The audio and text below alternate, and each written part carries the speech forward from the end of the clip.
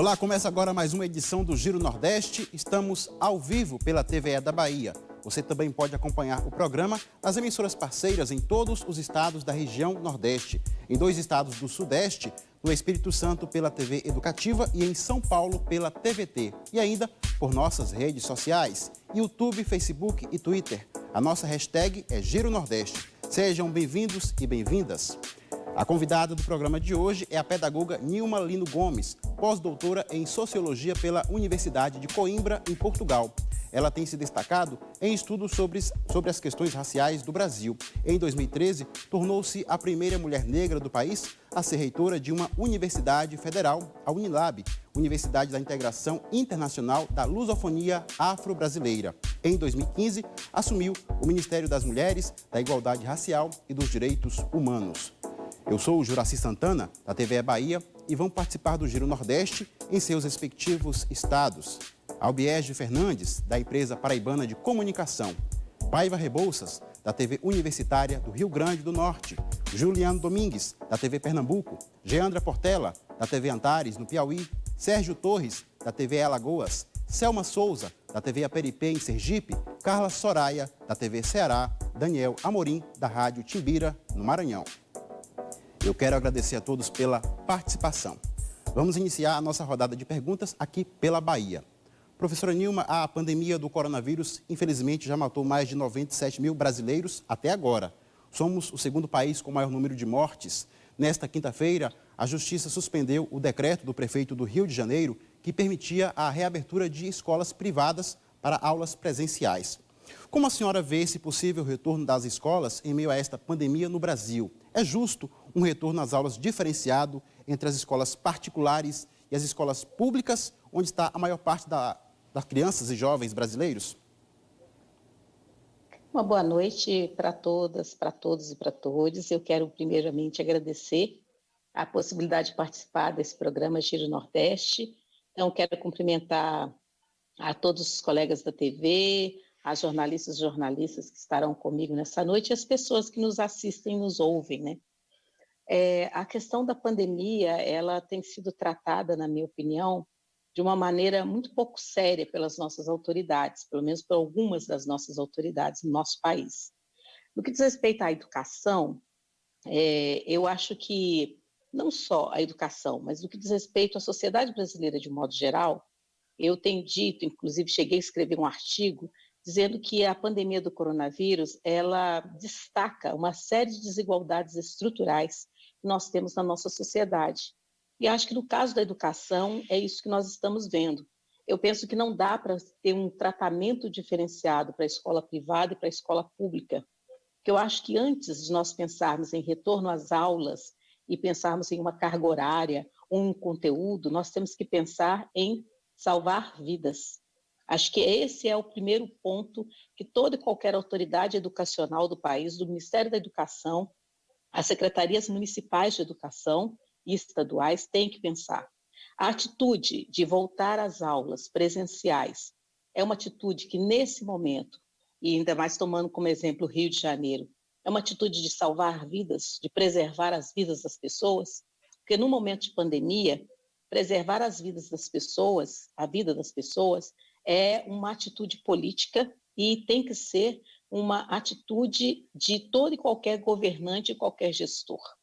E isso nós temos também a discussão do ensino remoto nas escolas públicas. Com tamanha desigualdade que existe no nosso país, cabe a pergunta se nós damos conta, no público, de atender a todas as crianças, como diz a Constituição e a LDB, oferecendo um ensino remoto em tempos de pandemia. Ou se as autoridades educacionais não terão que pensar uma outra forma, inclusive um tempo de espera maior, criando uma isonomia entre o público e o privado, para que aí a gente retome as aulas da forma como deve ser retomada, num período em que a pandemia tenha nos deixado ou que nós tenhamos encontrado a vacina e a população esteja mais a salvo, digamos assim, do que nós vivemos hoje, nesse momento. Obrigado, professora Nilma. E vamos a João Pessoa para conversar agora com Albiege Fernandes, da empresa paraibana de comunicação, que faz a sua estreia aqui no Giro Nordeste. Bom dia, Juraci, muito obrigada pela receptividade. Bom dia, professora Nilma, ex-ministra. Bom dia a todos os demais colegas jornalistas desse programa. Professora Nilma, a minha pergunta é o seguinte: em maio, mais ou menos no início quando a pandemia começou a ficar aguda, um conterrâneo seu, professor da Universidade Federal de Minas Gerais, o doutor Ricardo Alexandre, alertou para a pouca atenção que se dava à população negra, que já tem, historicamente, o racismo contra si. E os exames eram pouco acessados por essa população, o que levava a uma falsa estatística de que pessoas brancas se contaminavam mais do que pessoas negras.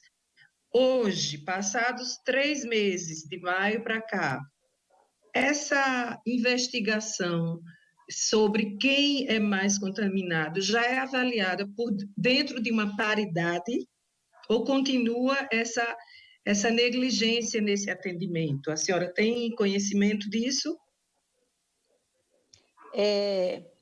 Na realidade, o que nós precisávamos para tentar saber não somente a relação entre negros e brancos, mas a sociedade de um modo geral, quem mais se contamina, né? Se são pessoas que moram no centro do país, se são pessoas que moram no urbano, se são pessoas do interior, do norte e do nordeste, nós estamos sem uma orientação do Ministério da Educação, uma política pública de saúde que garanta a obrigatoriedade das notificações.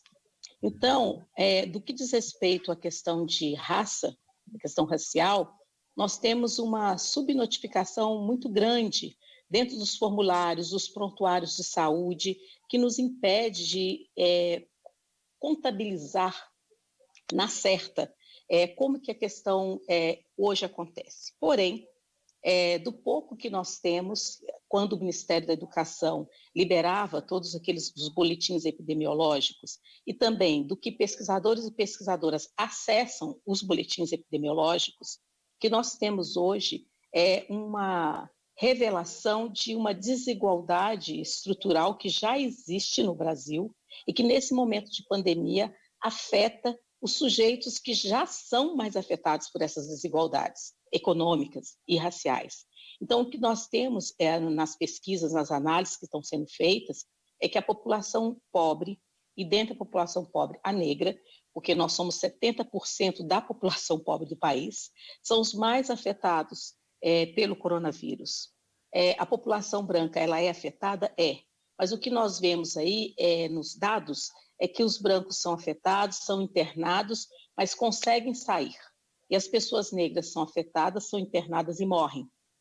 Isso tem a ver também com o processo de um descaso em relação ao Sistema Único de Saúde, porque nós sabemos que é para onde as pessoas pobres vão, e as pessoas negras e pobres vão, e nós sabemos do esgotamento dos leitos, da situação das profissionais e dos profissionais da saúde nesse momento. Nós sabemos também dessa irregularidade na flexibilização que os governos têm feito, né? Uma irregularidade, flexibiliza, volta, ou seja, na minha opinião, falta uma ação coordenada, uma política de saúde coordenada que, volto a insistir, possa preservar vidas, salvar vidas e, inclusive, não acirrar ainda mais o recorte das desigualdades raciais que nós temos no nosso país. E vamos girar, temos muitos assuntos ainda a tratar com a professora Nilma Lino Gomes. O Giro Nordeste segue para Natal. Quero chamar Paiva Rebouças, da TV Universitária do Rio Grande do Norte. Olá, Juraci, colegas do Nordeste, do Sudeste, professora Nilma, aproveito que hoje é dia do educador para parabenizá-la. E aproveito um dado que a senhora trouxe agora, para lembrar que o informativo Desigualdades Sociais por Cor e Raça no Brasil, divulgado pelo IBGE no ano passado, mostrou que negros são 75% entre os mais pobres e os brancos 70% entre os mais ricos. No seu entendimento, a pandemia pode ampliar esse abismo, considerando desde a situação social, de saúde, política, mas sobretudo a condição educacional dos jovens? Boa noite, eu penso que a pandemia, ela pode não, ela está complicando a situação de todo o país e principalmente da parcela mais pobre do nosso país. Os dados todos que nós temos até agora, o que consegue se colher, o que nós vemos nas reportagens, só mostra que esse chamado abismo social, ele tem aumentado ainda mais na pandemia, porque ele acirra ainda mais essas situações, como eu disse anteriormente, de desigualdade. No caso da juventude, você tem aí uma questão que é da ordem educacional, como falávamos antes, a questão da educação e o acesso à educação. Nós temos uma situação extremamente delicada, que é a situação do Enem, no que diz respeito à educação e à juventude, que tipo de decisão será tomada em relação do Enem, que eu particularmente acho que ele não deve acontecer. Nós temos a questão do emprego, quando nós falamos da juventude do nosso país e a crise do coronavírus. O desemprego, que afeta a população brasileira de um modo geral e afeta a parcela de juventude empregada que nós temos. Nós temos os jovens, e muito recentemente tivemos todo o movimento dos motoboys, né? E dentre os motoboys nós sabemos que temos uma parcela de jovens negros, jovens que estão ou desempregados ou que estão no seu primeiro emprego, e a situação de exposição que esses jovens entregadores e motoristas de aplicativos eles vivem. Nós temos uma outra questão que é lazer, que é cultura. Então, um tempo de isolamento social, vários espaços, digamos assim, para a sociedade no modo geral e no recorte da juventude, que ainda podiam ser acessados por uma juventude, eu vou pensar aqui na juventude pobre, periférica, eles estão hoje fechados, eles estão com entrada restrita, e isso restringe ainda mais, na minha opinião, a possibilidade de socialização, de vivência das pessoas, principalmente dos jovens. E nós temos as periferias, as vilas e favelas, a não condição de isolamento social, como nós sabemos, devido a uma série de fatores das pessoas que são pobres, e aí sabemos também das pessoas que são negras. Nós temos uma outra situação que é a juventude também, que eu acho que não podemos deixar de falar, que hoje elas têm ido para fazer ações de solidariedade nas próprias periferias, vilas e favelas. Então, se por um lado você tem uma tremenda desigualdade, algo que afeta essa juventude nas mais diversas áreas, nós também temos visto essa própria juventude se movimentando pelos seus, digamos assim, pela sua família, pelo seu círculo de amizades, pelo seu círculo de vizinhança. E eu penso que, por mais solidários que possam ser, tem questões aí que são questões do Estado, e que o Estado deveria intervir mais positivamente nesse momento. Quando eu falo Estado, eu estou pensando nos gestores e nas gestoras públicas de um modo geral. Nós sabemos que alguns investem mais e outros menos, mas essa irregularidade ela tem causado uma série de problemas para nós, e a nossa juventude, certamente, nesse momento e no futuro mais próximo, ela vai continuar sendo muito afetada, principalmente na área da cultura, da educação e do emprego. Obrigado mais uma vez, professora. Eu quero pedir, professora, que, se possível, a senhora posicione-se mais ao centro da tela para ficar melhor no vídeo para a gente. Tudo bem? Deixa eu ver se eu consigo fazer isso. Um corpo mais ao centro, mais à esquerda. Ficar mais ao centro da tela. Mais à esquerda. Aqui? Assim? Tá bom? Ficamos Pronto? Melhor? Tá melhor? Um pouquinho mais para o centro. Deixa eu ver. Para o outro lado. Pronto, aqui? Pronto. Mais um pouquinho só. Tá ótimo. Mais um pouquinho. Só mais um pouquinho? Aí? Para a sua esquerda. Pronto. Melhorou? Quem está assistindo ao Giro Nordeste pode também fazer comentários e perguntas nas nossas redes sociais. É só utilizar a hashtag Giro Nordeste, YouTube, Facebook e Twitter. E vamos seguir para Recife, falar com Juliano Domingues, da TV Pernambuco. Olá, professor. Olá, colegas de bancada remota. Uma satisfação falar com a senhora. Professora, os números disponíveis até então indicam que, aliás, eles reforçam isso, né, que a pandemia do coronavírus tem sido especialmente fatal com as populações, as comunidades mais vulneráveis. Ao mesmo tempo, a gente observa um movimento de grandes corporações, empresas, com um viés mais de colaboração. E eu pergunto à senhora, de que maneira a senhora enxerga, né, a partir desse cenário que tem se apresentado até então, o que deve surgir no momento pós-pandemia? Que Brasil, a senhora imagina, deve emergir desse cenário de pandemia? Boa noite também.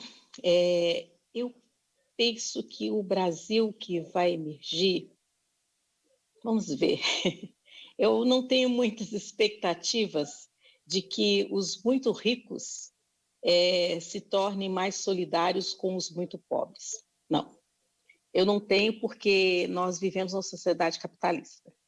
E o capitalismo, ele não é tocado, digamos assim, pela pandemia, muito pelo contrário, o que a gente tem visto é uma incompreensão, muitas vezes, né, de certos grupos das camadas médias, principalmente do empresariado, em relação à forma como, numa pandemia, você tem que repensar relações de trabalho.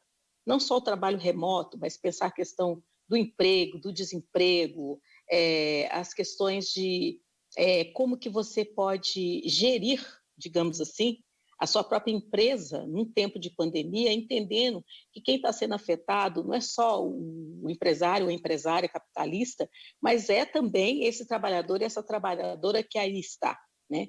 Então, eu penso que do ponto de vista da estrutura, eu não tenho muita expectativa que a nossa estrutura de desigualdade, digamos assim, ela se altere. Eu penso que o que pode acontecer, e eu espero que aconteça, é com a população brasileira, diria uma população brasileira que não está nesse nicho econômico dessa forma, que a gente possa desenvolver uma consciência política mais aguçada nesse momento, eu espero. Eu espero que as pessoas estejam, pelo menos uma parte das pessoas, estejam conseguindo avaliar os rumos políticos que o nosso país tem tomado nesse contexto de pandemia. E saiba avaliar nesses rumos políticos as posturas dos governantes, das governantes, a orientação do governo federal, né, as orientações da área da saúde, e compreendam que numa democracia nós precisamos de ter gestores e gestoras públicos que sejam comprometidos com a cidadania e com a vida. Então, eu tenho uma expectativa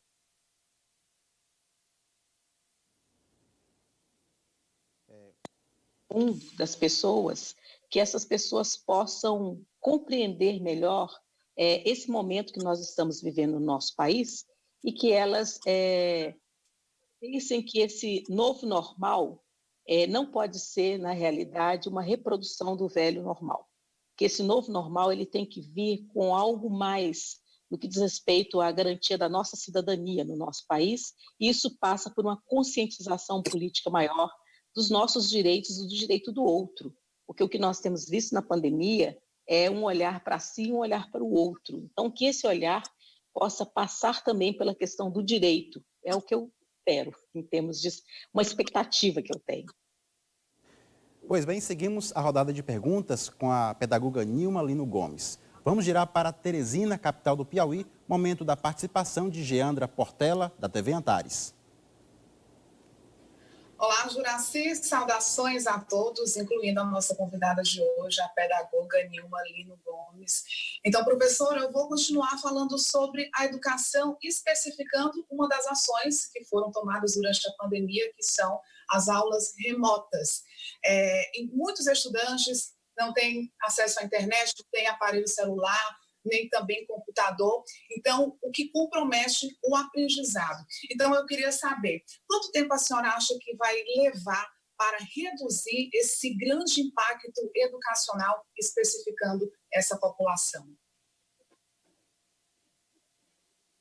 Boa noite também, muito obrigada pela questão. Olha, eu não sei mensurar assim quanto tempo, sabe? Acho que todos nós, nesse momento dessa pandemia, principalmente no momento em que nós não temos vacina, não dá para a gente mensurar muito.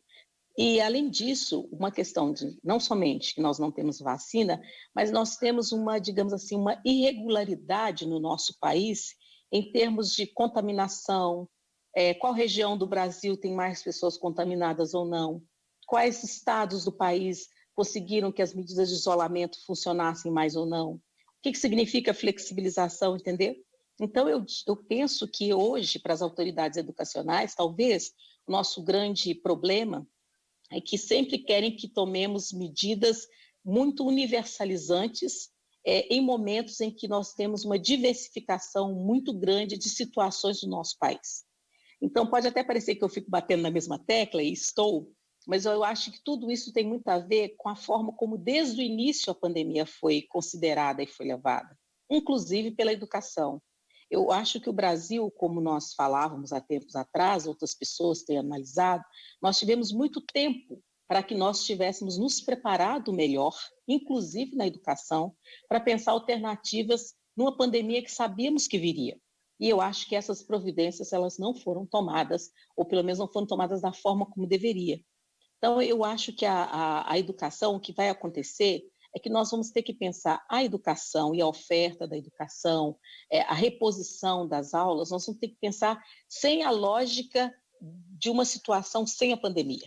Porque o que eu vejo muitas vezes, até mesmo na pressão que se tem uma pressão da sociedade, tem pressão de todas as ordens, é que as autoridades educacionais elas tentam resolver uma situação educacional limite que nós estamos vivendo num contexto de pandemia, com medidas quase ou muito semelhantes ao que fariam se a pandemia não existisse, quase que dentro de uma mesma estrutura. Então, não dá para você substituir a aula presencial por aula remota e tudo está resolvido. A educação não acontece dessa forma. O processo educativo ele é muito mais complexo. Então, não basta você substituir um professor ou uma professora na sua frente por um computador e uma tela do computador, dar laptop para todos os estudantes, que a coisa aconteceu e que a relação ensino-aprendizagem ela se desenvolveu da forma como ela se desenvolveria sem uma situação de pandemia. Então, acho que as nossas medidas educacionais elas vão ter que ser pensadas de acordo com cada contexto, de acordo com a forma como a pandemia afetou cada contexto, cada estado, cada município, com alguma orientação que seja mais nacional, mais geral, ok, mas ela tem que pensar muito mais no direito desse estudante e dessa estudante à educação e às aulas, do que uma simples reposição de conteúdos, entendeu? Não é só uma simples reposição de conteúdo. O que nós teremos depois, e na hora que as coisas minimamente se normalizarem, são pessoas marcadas por experiência de morte. Quantos estudantes voltarão para as escolas com familiares mortos? Não é isso? Quantos estudantes não voltarão porque morreram? Professores e professoras, sabe? Eu acho que tudo isso tem que ser pensado na hora que você propõe uma alternativa escolar num tempo como esse de pandemia. Por isso eu acho que, do caso da educação, mas não somente, mas o Brasil ainda vai demorar um tempo para as coisas entrarem, digamos assim, nos eixos, principalmente por essa maneira como a pandemia está no nosso país sendo tratada, com 100 mil mortos. Eu acho que isso era algo que nós não precisávamos estar vivendo. Obrigado, professora Nilma. Ainda temos a participação de 4 estados. E agora é a vez de seguirmos para Maceió, onde está Sérgio Torres, da TVE Alagoas.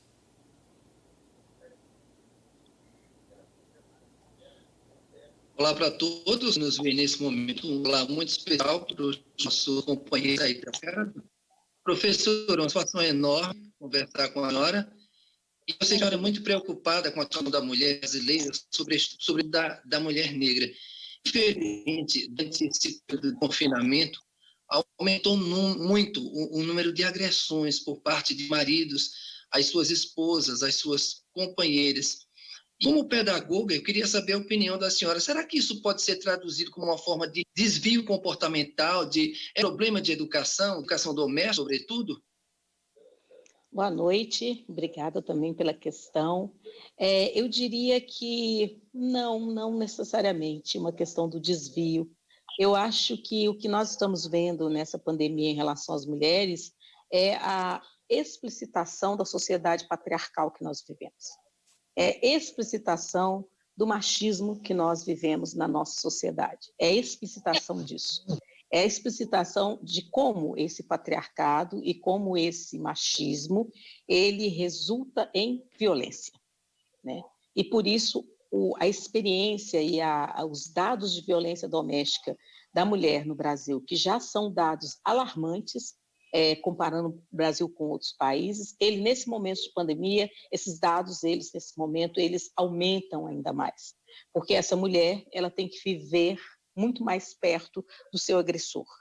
E muitas vezes não, ela está numa situação de isolamento ou numa situação que essa mulher é uma mulher pobre, da periferia, que tem que sair para trabalhar, mas os seus filhos estão em casa e ela tem que voltar para cuidar dos seus filhos. Ou seja, a situação da diminuição da ação dessa mulher no público, ela fica muito maior na pandemia e traz essa mulher muito mais para dentro do privado e traz também esse agressor para dentro do espaço privado. E isso tudo é uma bomba explosiva para acontecer isso no país. Eu penso que a situação da violência, do patriarcado e do machismo, ela tem a ver com a educação, ela pode ter a ver com a não discussão desses temas na educação, porque, como sabem, todas as tentativas que a educação tem feito de fazer uma discussão de educação para o gênero, de educação que discuta as desigualdades de gênero e conscientize novas gerações para como que isso afeta a cidadania, como isso afeta o direito, hoje tem sido muito atacada por certos setores da própria sociedade e setores que pressionam a educação, e muito recentemente até mesmo por ministros da educação, que são contrários a discussões de temas como esses, que os chamam de temas ideológicos, panfletários, esquerdistas, etc. Então, eu acho que tem algo a ver com a estrutura do nosso país. E aí a gente tem que mexer com a questão penal, você tem que mexer com educação, você tem que mexer com saúde, tem que mexer com trabalho, tem que mexer com várias áreas, desconstruindo essa lógica patriarcal e esse ideário e ações machistas que existem na nossa sociedade, que veem mulheres como seres inferiores e que, por isso, exercem sobre nós violência, e não só violência, exercem também misoginia em relação às mulheres. Obrigado mais uma vez. A nossa hashtag para quem quiser fazer perguntas e comentários é Giro Nordeste. A convidada do programa de hoje é a pedagoga Nilma Lino Gomes, ex-ministra das Mulheres, da Igualdade Racial e dos Direitos Humanos. Vamos agora a Aracaju, em Sergipe, falar com Selma Souza, da TV Aperipê. Olá, quero saudar a professora Nilma, aos colegas de bancada, ao Juraci, e, claro, a você de casa que nos acompanha. Bom, professora, no final do ano passado, a senhora lançou um livro que trata sobre o papel do movimento negro e o papel da mulher na sociedade, na construção de uma pedagogia das ausências e das emergências. Eu queria saber da senhora quais papéis seriam esses e como eles se encaixam agora no atual momento que nós estamos passando. Boa noite, não é tarde mais, né? Boa noite, obrigada pela pergunta. Então, o livro se chama O Movimento Negro Educador. Nesse livro eu quero chamar a atenção, eu chamo a atenção do movimento negro como um ator político e social importante na nossa sociedade, que tem educado e reeducado a nossa sociedade nas questões do racismo, da desigualdade racial. E, em determinado momento do livro, eu chamo a atenção para uma quantidade de saberes que o movimento negro sistematiza, articula, né, que são produzidos pela comunidade negra, e os politiza, e ao fazer isso ele reeduca a sociedade. E eu chamo a atenção do papel importante das mulheres negras nesse processo, né? E o papel das mulheres negras nesse processo, quando as mulheres negras elas explicitam, né, no contexto de lutas das mulheres, que para nós, mulheres negras, essa relação entre o público e o privado, ela não começa, por exemplo, quando, como a literatura sempre discute, as mulheres brancas, elas entram no mercado de trabalho, tem a questão do pós-guerra, quando os homens vão para a guerra, as mulheres têm que assumir esses espaços, a luta pela emancipação social da mulher, de ter direito a esse espaço público. Então, as mulheres negras vão problematizar isso, de falar que para a nossa história das mulheres negras, nós nunca fomos mulheres que só vivemos no espaço privado. A gente sempre esteve no espaço público para sustentar nossos mais velhos, nossas crianças, nossos jovens, né? A gente sempre esteve no espaço público, no mercado de trabalho, muitas vezes de maneira informal, e ainda até hoje informal, ganhando menos, ou trabalhando para as mulheres brancas terem a oportunidade de saírem para os seus empregos e estudarem. coisa que as mulheres negras, durante muito tempo, nós não conseguimos fazer. Nesse momento de pandemia, o que eu vejo na ação das mulheres negras é uma ação de solidariedade, uma ação de envolver em espaços onde o Estado não chega. Então, onde que eu tenho visto as mulheres negras e o movimento de mulheres negras atuar? Nas vilas, nas favelas, nas periferias, fazendo marmitas, organizando cestas básicas, as comunidades terreiro, as comunidades de matriz africana e candomblé, cuidando das pessoas do seu entorno, com cestas, tensionando o Estado, fazendo denúncias. Então, assim, as mulheres elas têm sido protagonistas nesse momento também de uma resistência e de uma luta pela vida, principalmente as mulheres negras. Você pode pensar assim, não, professor, mas tem outros grupos também fazendo isso, essa rede de solidariedade? Sim, tem, mas é diferente quando você vai até a periferia e leva uma marmita, e leva uma cesta, etc., do que quando você está lá e sabe mapear quais são as pessoas que mais sofrem, quais são os espaços que mais necessitam, e junto com aquela comunidade ali, levantar o ânimo dessa comunidade num momento de pandemia, para que as pessoas não caiam na depressão, não fiquem totalmente desnorteadas com a situação que está acontecendo e partam para uma ação.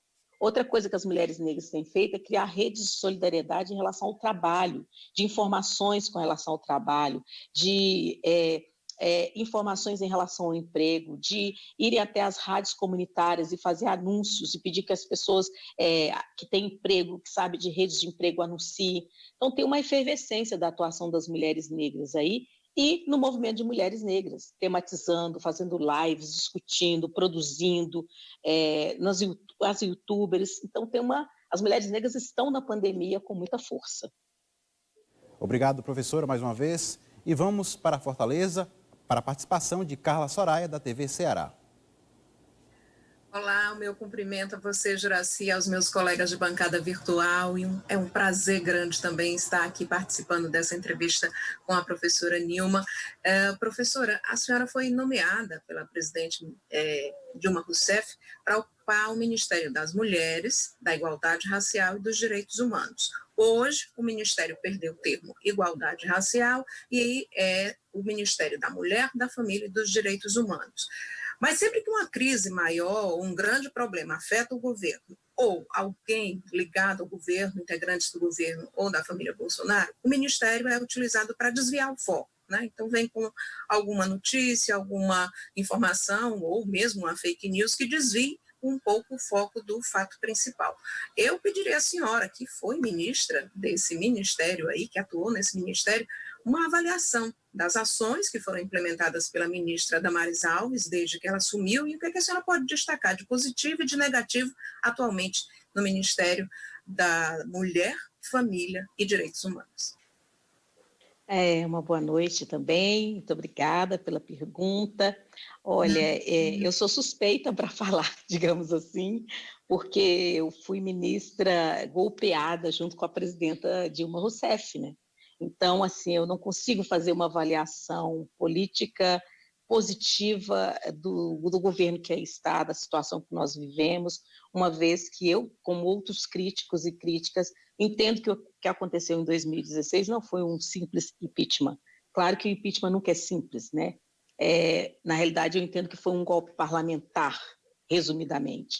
Então, a mexer com um ministério como o das Mulheres, Igualdade Racial e Direitos Humanos, implementar um Ministério da Mulher, da Família, dos Direitos Humanos, em si já é alguma coisa que é retrocesso, na minha perspectiva.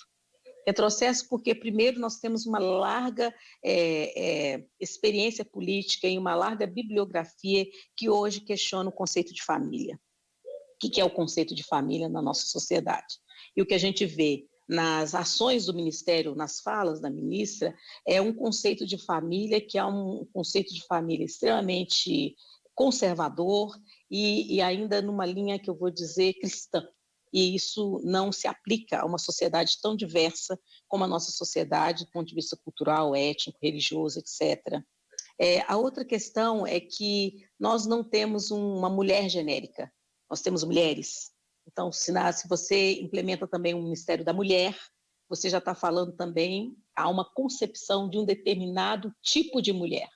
E se há uma concepção de um determinado tipo de mulher, isso significa que as políticas públicas para as mulheres que nós realizávamos, como todos podem ver, elas se encerraram, elas não acontecem mais. E na perspectiva dos direitos humanos, então, se você tem uma concepção de família, uma concepção de mulher, são concepções conservadoras, eivadas de uma leitura fundamentalista religiosa, o que pensar dos direitos humanos? Então, às vezes as pessoas falam comigo, professora, não é possível? É possível sim você ter uma visão e uma prática conservadora dos direitos humanos. É possível. É possível que a prática conservadora dos direitos humanos, ela se aproxima de uma visão assistencialista e não de uma visão dos direitos, da igualdade, da diversidade e da equidade. Temas que são importantíssimos no campo dos direitos humanos. Então, eu não vejo no que eu tenho observado, ações que vão nesses eixos, que eram eixos que nós tínhamos no nosso governo. Todos os governos têm críticas, têm pontos limitadores, mas não há como deixar de reconhecer que nós tivemos muito avanço na luta e nas políticas para as mulheres, de igualdade racial, de direitos humanos no nosso país, com todos os problemas que nós sabemos. E uma outra questão que eu acho que é importante considerar é esse lugar de você colocar, seja a ministra, seja o ministério, como um para-raio em momentos de grande tensão política. Isso, para mim, diz respeito a uma despolitização da ação, da importância do tema desse ministério, e uma vez que nós temos uma mulher à frente da pasta, isso vai na contramão da luta que nós temos pelos direitos das mulheres, pela igualdade e equidade de gênero, e por um lugar político, cidadão da mulher na nossa sociedade.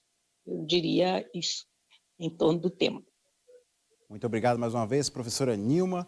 E vamos seguir para mais uma capital do Nordeste, São Luís do Maranhão. É o momento de Daniel Amorim, fazendo sua estreia da Rádio Timbira, fazer a pergunta à professora Nilma. Seja muito bem-vindo. Muito obrigado. Um grande abraço para você, Juracy, para os colegas jornalistas, para a professora Nilma, entrevistada de hoje. Tem se falado bastante durante a pandemia, né, sobre a importância das pesquisas, né, para entender a Covid-19, como é que ela funciona, para a criação de uma vacina, que é algo fundamental. Eu pergunto para a senhora, como é que a senhora vê a realidade das pesquisas aqui no Brasil? Elas têm o incentivo necessário, principalmente, por exemplo, nas universidades públicas? Boa noite, obrigada pela pergunta.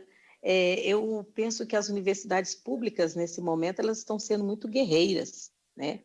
Guerreiras, porque nós estamos num momento em que o investimento na educação superior e a própria crítica a esse lugar das universidades públicas tem sido muito forte, né? Nós temos assistido isso no último governo, uma discussão muito tensa em relação ao lugar da universidade na nossa sociedade. Nós temos visto medidas, inclusive, autoritárias em relação à autonomia da universidade, a escolha dos seus reitores e reitoras mediante a consulta pública. Então, eu acho que, talvez eu diria que esse momento da pandemia tem sido para as universidades um momento de revalorização das universidades por uma parcela da população que seguia de forma, alguns, muito cegamente a essas críticas e outros porque fazem parte de uma concepção mesmo ideológica e política que desacredita no lugar da ciência, no lugar da produção do conhecimento, que é uma das funções de uma universidade pública.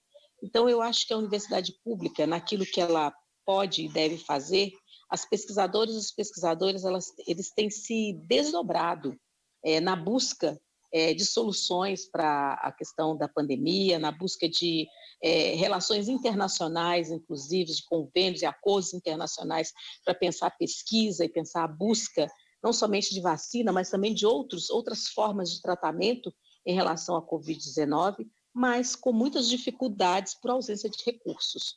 Nós precisávamos e precisamos de recursos, né, públicos extras, inclusive, para as universidades, principalmente para as áreas da ciência que tem que se debruçar sobre as questões ligadas à pandemia.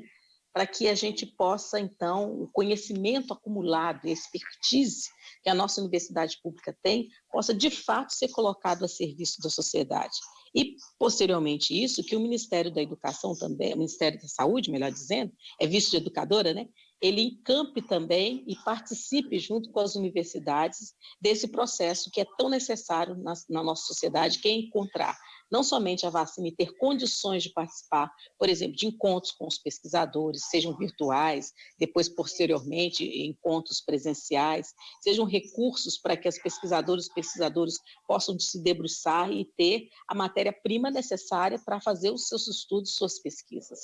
Então, é uma situação muito delicada essa da nossa universidade e, ao mesmo tempo, várias pessoas acompanhando as ações, inclusive da universidade, para além dessa área mais da tecnologia, para além mais dessa área das biomédicas, também as áreas da educação, as áreas da cultura, a questão do lazer, a questão da informação da população, a produção de materiais de higiene que as universidades têm feito. As universidades têm trabalhado muito, as universidades públicas, nesse momento da pandemia, nas suas mais diversas áreas. Obrigado, e vamos iniciar aqui pela Bahia mais uma rodada de perguntas para a pedagoga Nilma Lino Gomes. Professora, o Brasil possui atualmente 69 universidades federais. A senhora foi a primeira mulher negra da história do Brasil a assumir o maior cargo das universidades.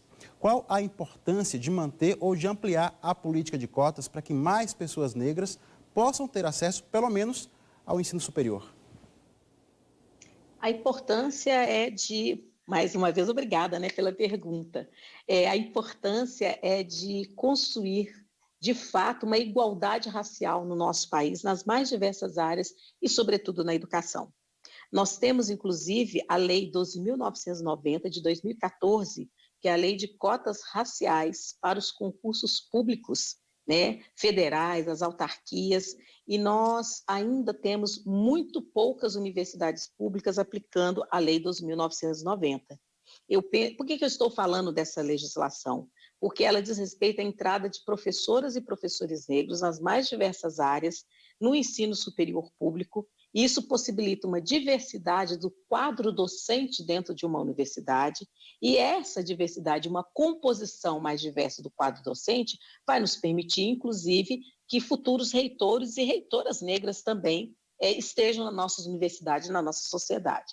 Então, as ações afirmativas, elas são medidas de correção de desigualdades, e elas precisam continuar no Brasil, não somente na graduação, mas na pós-graduação e também nos concursos públicos, pensando nas universidades, uma vez que outras instâncias públicas federais e também estaduais, que adotam leis específicas, já estão realizando esses concursos.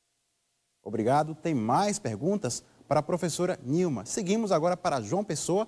Vamos falar com Albiege Fernandes, da empresa paraibana de comunicação. Voltando a conversar com a professora Nilma, eu queria perguntar à senhora o seguinte: atualmente, com todo esse retrocesso que foi falado aí, inclusive nesse importantíssimo ministério que a senhora ocupou e que hoje está completamente deturpado, e tomando também lá atrás a sua tese de doutoramento sobre a identidade negra através do cabelo, da vestimenta, e a senhora também falou sobre as mulheres de terreiro. E aí eu pergunto do retrocesso dessa igreja evangélica presente hoje no governo, no Poder Executivo. A senhora tem alguma esperança que os brasileiros se despreguem da religião, da religiosidade? Tem um verso de uma canção de um paraibano que diz assim: desde que fui batizado, minha alma amarelou, minha pele, que era negra, desbotou. E a gente vê por esse verso que as igrejas cristãs, entre aspas, mais de branco, elas tentam descaracterizar essa identidade negra. E a igreja hoje voltou a ter muita importância no Brasil, infelizmente. A senhora imagina que a gente vai conseguir avançar novamente, se desprender dos conceitos religiosos?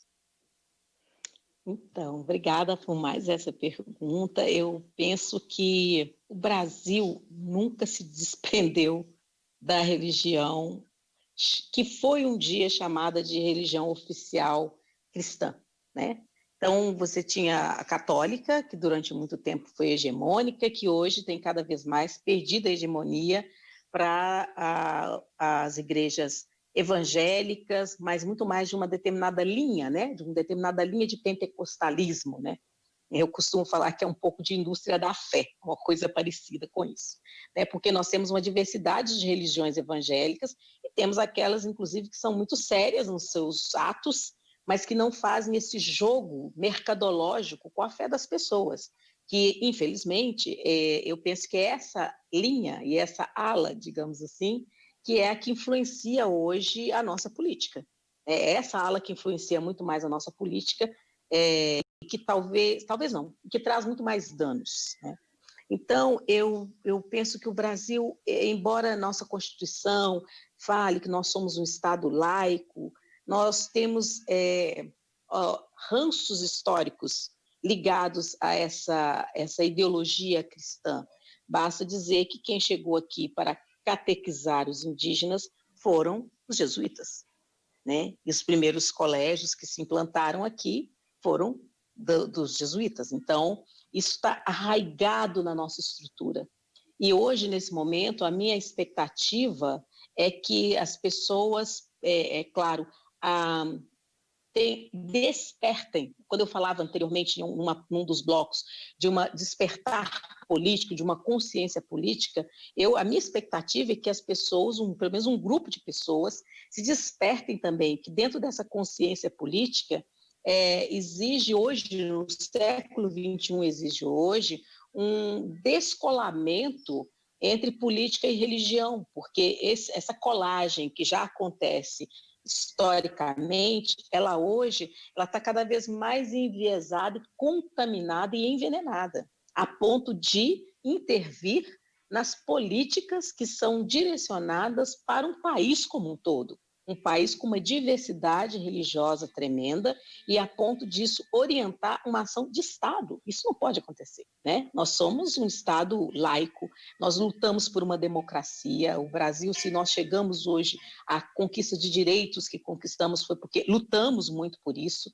Então, a minha expectativa é que essa linha mais consciente de um grupo, isso possa avançar um pouco mais, e para isso a gente vai ter que fazer uma disputa política muito séria dentro desse campo de uma contaminação do religioso fundamentalista na política.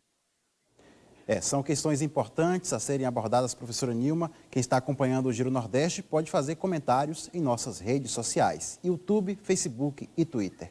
Vamos para mais uma participação de Paiva Rebouças, da TV Universitária do Rio Grande do Norte. Professora, nós falamos sobre abismo social, pobreza, e agora eu queria falar sobre outro abismo, que é o abismo do pensamento, do conhecimento. E aí, queria falar sobre o pensamento abissal, que é aquele termo que é trazido por Boaventura de Souza Santos, e citado pela senhora, para lhe perguntar se a pandemia pode ampliar esse pensamento abissal, do conhecimento acadêmico, elitista, em oposição ao conhecimento empírico dos povos tradicionais históricos, ou ao contrário, se isso pode ser esse momento, né, em que está todo mundo olhando para todos os lados, pode ser uma oportunidade de colocar de fato na mesa a dimensão epistemológica do conhecimento, evidenciando a raça enquanto construção social, cultural e política. Obrigada mais uma vez pelas questões, pela questão. Eu acho que, como os jovens costumam dizer, é tudo junto e misturado. Acho que esse momento traz isso tudo junto e misturado, porque, como diz o professor Boaventura de Souza Santos, o pensamento moderno ocidental é um pensamento abissal, e eu concordo com ele, né? Você tem esse pensamento construído principalmente em áreas fundantes da ciência e também na política, e você tem os que estão do lado de cada linha e os que estão do lado de lá da linha.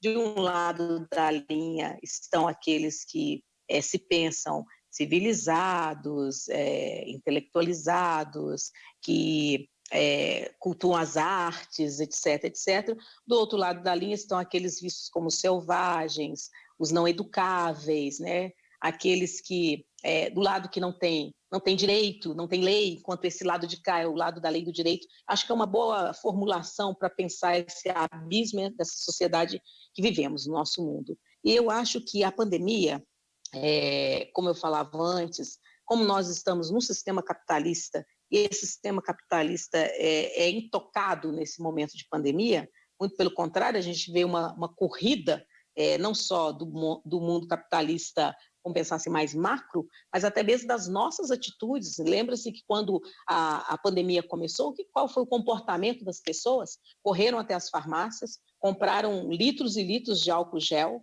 compraram máscaras à revelia, não sei quantas máscaras. As pessoas privatizaram algo que nós poderíamos ter tido um comportamento muito mais democrático e público, pensando que a pandemia afetaria a todos nós.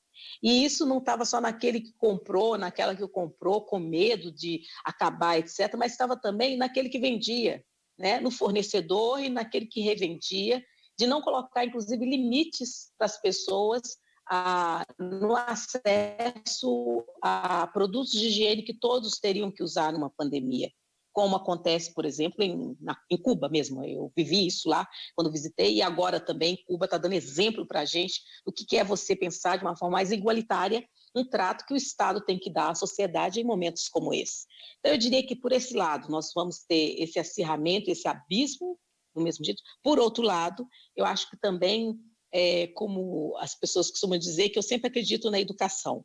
Então, eu sempre acredito que as pessoas são reeducáveis. Eu acho que tem uma parcela da sociedade brasileira também que está fazendo uma autorreflexão também, está se reeducando nesse momento de pandemia. Então, é dessa parcela aí que eu acho que pode sair outros tipos de atitude, e dentro dessa parcela nós temos também pessoas que estão na área da produção epistemológica, na área da produção do conhecimento. Nós temos uma pandemia que acontece no momento que nós temos políticas de ações afirmativas, então nós temos jovens da periferia, jovens negros, quilombolas, indígenas, que estão aí tensionando também as universidades nas propostas que as universidades têm feito de volta às aulas, de questão de ensino remoto, e são esses sujeitos diversos, digamos assim, que estão dentro do campo do conhecimento hoje, fazendo aquilo que eu chamo a atenção no meu livro, levando outros saberes, outras formas de conhecer, que tensionam a ciência como única, exclusiva forma de conhecimento, que é o que o professor Boaventura também trabalha. Então, eu acho que esse abismo que está colocado, eu acho que você tem tentativas de construção de passagens, né? Porque eu até falava com o professor Boaventura que a ilustração que eu faço desse abismo, você pode fazer várias, mas seria de duas montanhas, uma perto da outra, com um grande cratera aqui no meio, e essa irregularidade das laterais das montanhas, em alguns lugares se aproxima, em alguns lugares distancia mais. Então, eu acho que tem aí tentativas de construção de pontes aí para tentar aproximar esses abismos. Mas a grande profundidade do abismo é o sistema capitalista. E um sistema capitalista que reedita o racismo e reedita o patriarcado. Esse é o que está no fundo desse abismo e que separa muito os dois mundos. Obrigado, estamos quase no final do Giro Nordeste, mas ainda dá tempo de uma participação rápida. Quero chamar agora Juliano Domingues, da TV Pernambuco, para fazer uma rápida pergunta para a pedagoga Nilma Lino Gomes. Professora, ainda nessa linha de um debate mais epistemológico, teórico, conceitual, a gente observa principalmente nas ciências humanas e sociais uma perspectiva ainda majoritariamente branca, né, europeizada, anglo-saxã. A minha pergunta, senhora, é como professora, pesquisadora, que análise a senhora faz numa perspectiva histórica, né, entre aquele momento em que a senhora ingressou na universidade como estudante de graduação e esse momento agora, no sentido de novas perspectivas, novas abordagens teóricas, conceituais, serem compartilhadas no ambiente acadêmico, da pesquisa científica, sobretudo nas ciências humanas e sociais. Obrigada mais uma vez. Eu acho que isso é algo muito salutar para a sociedade e para a universidade, eu acho. Cada vez mais a minha perspectiva é de que a convivência com os diversos, entre os muitos e múltiplos diversos, ela é sempre educativa e ela é sempre educadora, principalmente para as pessoas que são abertas a se reeducarem nas suas experiências de vida.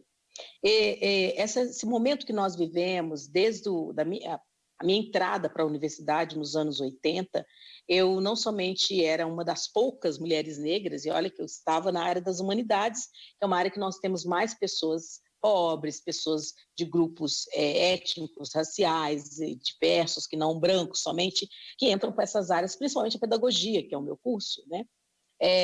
Mas mesmo assim eu era uma das poucas naquele momento, o que não é o que nós vemos a realidade hoje do curso de pedagogia, onde mesmo eu atuo. E outros cursos e outras áreas, vamos pegar arquitetura, medicina, engenharias, etc. As cotas, as ações afirmativas na modalidade cotas, elas possibilitam a entrada por direito de sujeitos negros e negras, ou seja, uma parcela da diversidade que entra para espaços onde eram espaços que a convivência com essa diversidade, ela só acontecia na experiência dos estudantes com negros e negras em lugares de subalternidade, em lugares subalternizados. Era a empregada, era o garçom, era o entregador, etc., mas não negros e negras assentados no mesmo banco, fazendo todos os laboratórios de um curso de odontologia, participando das maquetes das construções de um curso de arquitetura, tendo um desempenho escolar igual ou melhor do que estudantes que tiveram todas as condições sociais, econômicas e culturais para chegarem sem impedimentos ao ensino superior. Eu acho que essa convivência com o diverso, e no caso a diversidade racial, ela é muito importante, inclusive porque a presença desses sujeitos, ela significa que os sujeitos eles vêm com tudo, né? Nós chegamos nos lugares com tudo, com a nossa corporeidade, com a nossa intelectualidade, com as nossas emoções, as nossas culturas. Então, esses sujeitos eles têm levado para esses diferentes espaços acadêmicos os seus conhecimentos, as suas vivências, os seus saberes. E tem um diferencial nesse tipo de saber que vem do sujeito das ações afirmativas. Podem ser populações indígenas, populações do campo também. São saberes que eu chamo a atenção no livro, e o professor Boaventura também faz essa discussão, são saberes construídos na luta. Isso faz toda uma diferença no campo epistemológico. Seja a luta política, seja a luta cultural, ou seja a luta nas periferias para a sobrevivência digna. Obrigado mais uma vez, professora Nilma, pela participação. O Giro Nordeste está terminando. Eu quero agradecer também aos comunicadores, Albiege Fernandes, da empresa Paraibana de Comunicação, Paiva Rebouças, da TV Universitária do Rio Grande do Norte, Juliano Domingues, da TV Pernambuco, Geandra Portela, da TV Antares, no Piauí, Sérgio Torres, da TVE Alagoas, Selma Souza, da TV Aperipê, em Sergipe, Carla Soraya, da TV Ceará e Daniel Amorim, da Rádio Timbira, no Maranhão. Muito obrigado também a vocês que acompanharam o Giro Nordeste. A gente volta na semana que vem. Até lá!